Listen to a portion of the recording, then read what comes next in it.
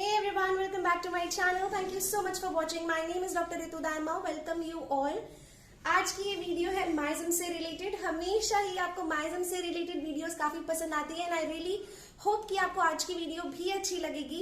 माइज्म का जो कंसेप्ट है होम्योपैथी पढ़ने वाले सभी लोगों के लिए थोड़ा टफ रहा है हमेशा से, but I tried my best कि जो पूरी प्लेलिस्ट में सारी वीडियोस है माइज्म से रिलेटेड उनमें आपके लिए इजी कर सकूं माइज्म के कंसेप्ट को। और इसीलिए मैंने आपके लिए ढूंढा एक बहुत अच्छा सोल्यूशन जो कि है बुक बाय फिलिस, जिस बुक का नाम है comparison of chronic miasm by Phyllis. और इसकी मैंने एक अलग से सीरीज स्टार्ट की सो दैट जब हमें ये पता चल गया कि माइज्म क्या होते हैं उसके बाद हमें ये भी पता चल जाए कि कौन कौन से सिम्टम्स को हम किस माइज्म में रखते हैं, जिसमें कि मैं अभी तक 3-4 वीडियोस डाल चुकी हूँ ऑलरेडी, जिसमें हम बात कर चुके हैं head related symptoms, mind related symptoms के बारे में, हम बात कर चुके हैं मेंटल जनरल्स के बारे में। और आज के इस वीडियो में मैं आपसे शेयर करूंगी कि हम कौन कौन से सिम्टम्स है रिलेटेड टू द स्कैल्प किस माइज्म में आते हैं, फेस के कौन से सिम्टम्स हैं वो कौन कौन से माइज्म में कैसे होते हैं, और साथ ही साथ डिजायर्स किस किस चीज की जो फिजिकल जनरल में हम डिजायर लिखते हैं वो कौन कौन सी चीज की डिजायर है, किस माइज्म में कैसी डिजायर होती है। तो आज इस वीडियो में बहुत ही इंपॉर्टेंट कट शॉर्ट करके इंपॉर्टेंट पॉइंट्स जो कि हमेशा याद भी रहेंगे और साथ ही साथ आप इसको अपनी प्रैक्टिकल नॉलेज में, क्लिनिकल प्रैक्टिस में यूज कर सकेंगे। इस तरह से इस वीडियो को मैं बनाने वाली हूँ। आई रियली होप आपको ये वीडियो पसंद आएगी। अगर अच्छी लगी तो आपको एक ही काम करना है, आपको लाइक बटन को हिट करना है और साथ ही साथ अगर चैनल सब्सक्राइब नहीं किया है तो कर लीजिए, किसका इंतजार कर रहे हैं।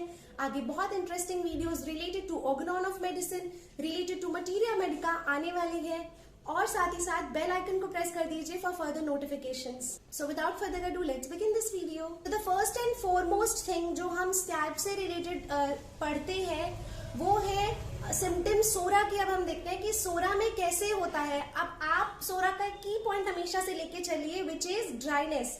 हमने हमेशा से देखा है कि जहां पर भी हाइपो है सिक्रीशंस, कम है सिक्रीशंस, वो सारे सोरा में आते हैं। तो बस एक इस पॉइंट को ध्यान में रखकर आप कर सकते हैं कि सोरा की स्कैल्पी कैसे होगी। सोरा की स्कैल्पी होगी ड्राई, स्केली, डैंड्रफ होगा। अब ड्राई स्कैल्प पे क्या होता है, सेबोरिक डर्मेटाइटिस या डैंड्रफ बहुत जल्दी होता है तो डैंड्रफ होगा, और डैंड्रफ होता है तो साथ में इचिंग होगी। तो इस तरह से आपको याद रहेगा कि सोरा में क्या क्या है। इसके अलावा आप हमेशा देखेंगे एक मेडिसिन याद रहती है हम सबको, मदर ऑफ ऑल माइज्म सोरा, और सोरा की एंटीसोरिक मेडिसिन हम सल्फर कभी नहीं भूलते, जिसमें सल्फर में हमें बहुत अच्छे से पता है कि बहुत सीवियर इचिंग होती है और इचिंग करने के बाद ब्लीडिंग तक होने लग जाती है, उसके बाद जलन भी होती है। और एक बार आप स्क्रैच करना शुरू करो तो आपको बहुत बहुत स्क्रैचिंग का मन करता है। तो बस यही सिम्टम आपको सल्फर से लेना है और यही सिम्टम सोरा के माइज्म में हमेशा याद रखना है कि जितनी भी सोरिक माइज्म की मेडिसिन होंगी उनमें स्क्रैचिंग करने से बेटर होगा, लेकिन फिर बर्निंग होने लगेगी और इचिंग जो है और भी बढ़ती जाएगी, जिसे हम कहते हैं वोलक्चुअस इचिंग। इसके अलावा ये जो भी इरप्शंस होते हैं, अगर हमारे स्कैल्प में इरप्शंस और वो सोरिक माइज्म के होंगे तो आप देखेंगे वो कभी भी उनमें पस नहीं बनेगा, वो हमेशा ड्राई आउट हो जाएंगे, उनमें कभी सप्यूरेशन नहीं होगा, वो बॉयल नहीं बनेंगे, वो ड्राई सूख जाएंगे बिल्कुल।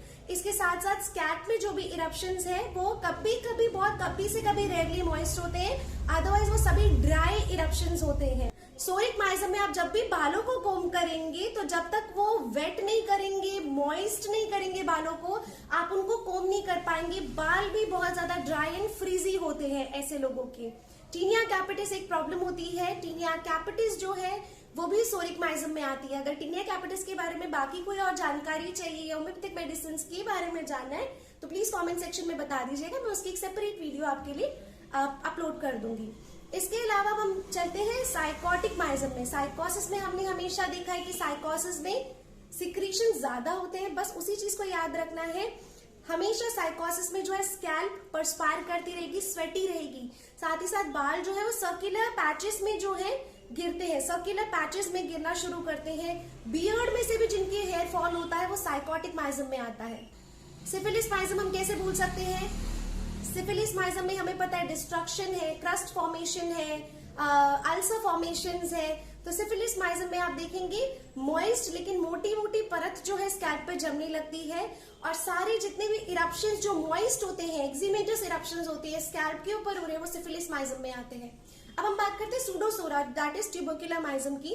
तो ट्यूबरकुलर माइजम में हमेशा हमें याद रखना है कि पस्चुलर इरप्शंस ट्यूबरकुलर माइजम में होते हैं। जिन इरप्शंस के अंदर पस बन जाती है वो ट्यूबरकुलर माइजम के अंदर आते हैं। इसके साथ साथ उनमें से बहुत ज्यादा स्मेली डिस्चार्ज होते हैं। वो जो पस्चुलर इरप्शंस होते हैं उसमें से जब पस रिलीज होता है तो वो बहुत ऑफेंसिव डिस्चार्जेस होते हैं। मॉइस्ट जो है डिस्चार्जेस, एक्जिमेटस इरप्शंस होंगे जो मॉइस्ट होंगे, जो नमी होगी जिनके अंदर, और उसकी डिस्चार्जेस जब निकलते हैं तो वो काफी ऑफेंसिव होते हैं। ये सूडोसोरा है which is psora plus syphilis which is tubercular miasm. तो आप देखेंगे कुछ सिम्टम्स जो है वो सोरा जैसे होंगे, कुछ सिफिलिस जैसे होंगे, जिसे हम सूडोसोरा कहते हैं और जिसे हम ट्यूबरकुलर माइजम भी कहते हैं। स्कैल्प हमेशा मॉइस्ट रहती है और पर्सपिरेशन जो है बहुत ज्यादा होता है बालों में से। So this is all about the scalp portion in all the 4 माइजम्स। अब हम चलते हैं कि फेस के क्या क्या सिम्टम्स होते हैं। जब हम मटीरिया मेडिका पढ़ना शुरू करते हैं तो हमें बहुत ही अनक्लियर रहता है कि फेस के सिम्टम को किस तरह से हमें पेशेंट में देखना है और उसको हमें कितना ज्यादा अपने केस टेकिंग में इन्वॉल्व करना है। बट आज जो सिम्टम्स बताऊंगी अगर आप वो याद कर लेते हैं तो आपको बहुत आसानी से पता चल जाएगा कि ये कौन सा माइजम है। सोरा माइजम से स्टार्ट करते हैं। सोरा माइजम में कोई पर्टिकुलर फेस का अपीयरेंस नहीं होता, लेकिन आप देखेंगे अगर किसी की स्किन बहुत ड्राई है, आप देखेंगे स्किन के ऊपर ही बहुत ड्राई रफनेस आपको लग रहा है, ऐसा लग रहा है उसने मॉइस्चराइज ही नहीं किया फेस को कभी। तो इस तरह की ड्राइनेस अगर आपको दिख रही है, आपको बहुत रफ, स्केली और पिंपल वाली स्किन मिल रही है, पिंपली, अनवॉश्ड, जैसे मुंह ही नहीं धोया हो, डर्टी, ऐसा अनहाइजेनिक सा अपीयरेंस अगर फेस का लगता है तो वो सोरिक माइजम है। अगर हम बात करें साइकोसिस माइजम की, तो साइकोसिस में सारे वॉटी ग्रोथ्स, जितने भी मोल्ड्स है, बहुत किसी के चेहरे पर बहुत ज्यादा तिल है, बहुत ज्यादा मस्से हैं, तो इस तरह के जो फेसेस होते हैं, इन फेसेस को हम कौन सी कैटेगरी में डालते हैं? साइकोटिक माइजम में।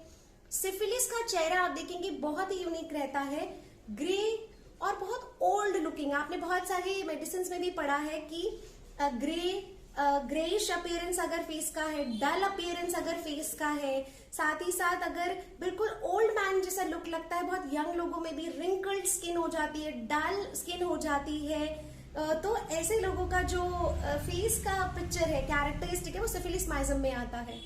Then we come to tubercular miasm. Tubercular miasm में बहुत इंपॉर्टेंट है। ट्यूबरकुलर माइजम में आप देखेंगे आईज जो होती है वो संकन होती है, ब्लू रिंग्स होती है आईज के पास। एंड आई रियली होप आप मुझे बताएंगे कमेंट सेक्शन में कि ये जो सिम्टम मैं बता रही हूँ ट्यूबरकुलर माइजम का, वो कौन सी मेडिसिन में है। Please do tell me in the comment box. जो ट्यूबरकुलर माइजम में है उसमें एक चीक जो है वो रेड होता है, दूसरा जो है वो पेल होता है, एक जो होता है चीक वो हॉट होता है, दूसरा जो है वो नॉर्मल होता है, दूसरा बिल्कुल नॉर्मल होता है, कोल्ड होता है। ट्यूबरकुलर फेस राउंड रहता है, स्किन फेयर, स्मूथ और क्लियर होती है, बिल्कुल वैक्सी स्मूथ स्किन आपको दिखती है ट्यूबरकुलर माइजम में। तो वो जो सिम्टम है that there is eyes are sunken with blue rings and one cheek is cold and other is the hot, one cheek is red and other is पेल, ये कौन सी मेडिसिन का सिम्टम है? एलेन्स की नोट्स में ये सिम्टम कौन सी medicine में लिखा है? प्लीज कमेंट में मुझे जरूर बताइएगा। Last but not the least, अब हम बात करते हैं डिजायर्स के बारे में, कौन से माइजम में कौन सी डिजायर होती है। सबसे पहले देखते हैं सोरा माइजम। सोरा माइजम में हमेशा याद रखिए मीठे की डिजायर, खट्टे की डिजायर और एसिड्स की डिजायर, मतलब खट्टे में ही आ जाएगा, एसिडिक चीजों की, मीठा और खट्टा दोनों का डिजायर जो है वो सोरा माइजम में आता है। जितनी भी सोरा माइजम की मेडिसिन होंगी उनमें आप देखेंगे मीठा और खट्टा बहुत ज्यादा पसंद करते हैं। इसके अलावा आप साइकोटिक माइजम में जाएंगे तो साइकोटिक माइजम में आपको मीट की क्रेविंग बहुत मिलती है, नट्स की क्रेविंग बहुत मिलती है, चीजी सब्सटेंसेस की क्रेविंग बहुत मिलती है।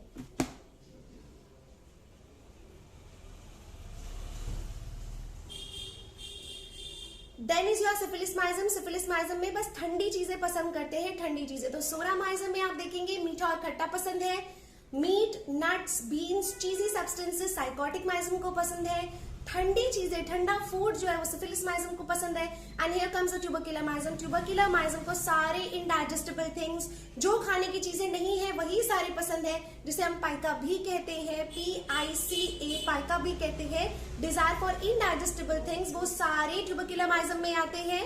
ट्यूबरकुलर माइजम को मीट भी पसंद होता है, पोटेटोज भी पसंद होते हैं। इसके साथ साथ एक और बहुत इंपॉर्टेंट बात यहाँ ऐड कराना चाहूंगी, बिल्कुल मत भूलिएगा, अपने नोट्स में लिख लीजिए। डिजायर और क्रेविंग अननेचुरल थिंग्स की जो वो खाते हैं, डिजायर और क्रेविंग ऐसी चीजों की जिनको लेने के बाद उन्हें प्रॉब्लम होती है बट स्टिल वो खाते हैं। इसमें आ जाते हैं टी, कॉफी, टोबैको, स्टिमुलेंट्स जितने भी होते हैं, अल्कोहल की जो डिजायर है वो सभी ट्यूबरकुलर माइजम में आती है। अगर मैं आपसे पूछती हूँ love for sweet, candies and sugar syrup, ये सब है तो कौन से माइजम में होगा, प्लीज मुझे कमेंट सेक्शन में बताइएगा। नमक की डिजायर ट्यूबरकुलर माइजम में बहुत देखने मिलती है। They have a great craving for salt. कई बार तो वो सिर्फ खाली नमक ही कई बार वो खा रहे होते हैं। इस तरह की क्रेविंग नमक की, या ऊपर से एक्स्ट्रा नमक डाल के खाना, इस तरह की क्रेविंग नमक की ट्यूबरकुलर माइजम में देखने मिलती है। आई रियली होप मैं यहाँ पर सब कुछ क्लियरली बता चुकी। यस, वन मोर थिंग, गरम खाना खाने की, जो गरम खाना खाते हैं वो सोरिक माइजम में आता है। सोरिक माइजम में आता है गरम खाना, ठंडा खाना सिफिलिस माइजम को पसंद है। आप मुझे बताइएगा कि शुगर सिरप, स्वीट्स, कैंडीज, ये सब चीजों की डिजायर कौन से माइजम में होगी। मैं ऑलरेडी आपको बता चुकी, बट मुझे आप कमेंट सेक्शन में बताइएगा। आई रियली होप आपको ये वीडियो अच्छी लगी है, इसके नोट्स बना लीजिएगा। और अब से आपको बहुत आसान लगने वाला है माइजम ढूंढना किसी भी मेडिसिन का, किसी भी पेशेंट का। सो अगर आपको वीडियो अच्छी लगी तो please do like, share and subscribe and do not forget to press the bell icon. Stay tuned, stay blessed. Thank you so much for watching it very patiently. Thank you, and please do wait for the next video. It's going to be very interesting. Thank you.